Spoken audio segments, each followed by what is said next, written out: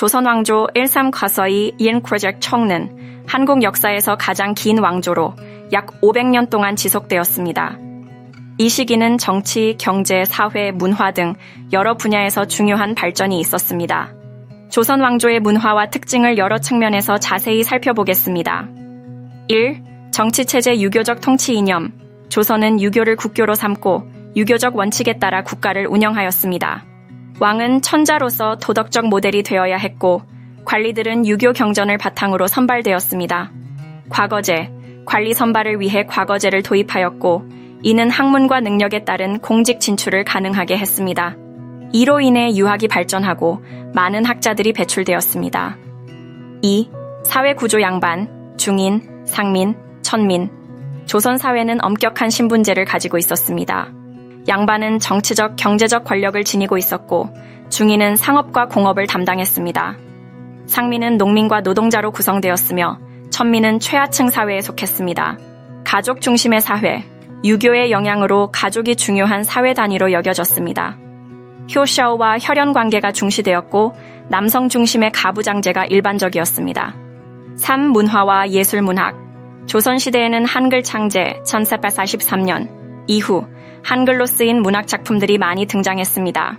특히 시조, 가사, 소설 등이 발전하였고 홍길동전, 춘향전 같은 고전소설이 유명합니다.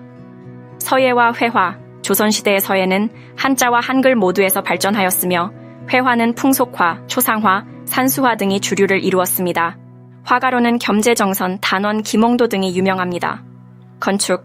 조선의 건축은 주로 목조 건물로 궁궐, 사원, 민가 등이 있습니다. 경복궁, 창덕궁 등 궁궐은 조선의 상징적인 건축물입니다. 4. 과학과 기술 발명과 발전. 조선은 다양한 과학 기술의 발전이 있었습니다. 특히 세종대왕 때에는 치구기, 자경루, 해시계 등의 발명이 이루어졌습니다.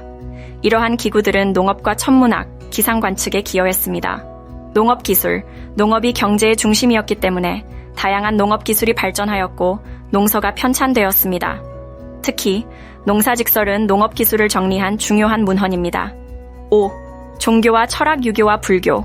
유교가 지배적인 이념이었지만 불교도 여전히 중요한 역할을 했습니다. 조선 초기에는 불교가 번창했으나 후기로 갈수록 유교가 우세해졌습니다. 민간신앙, 민속신앙과 무속이 널리 퍼져 있었으며 이는 조선 사람들의 일상생활과 밀접한 관련이 있었습니다. 6. 외교와 국제관계. 사대부 관계. 조선은 중국과의 사대관계를 유지하며 문화적인 영향을 받았습니다. 이를 통해 유교적 가치관과 문화를 받아들이고 발전시켰습니다. 서양과의 접촉. 19세기에는 서양과의 교류가 증가하였으며 이는 근대화의 기초가 되기도 했습니다.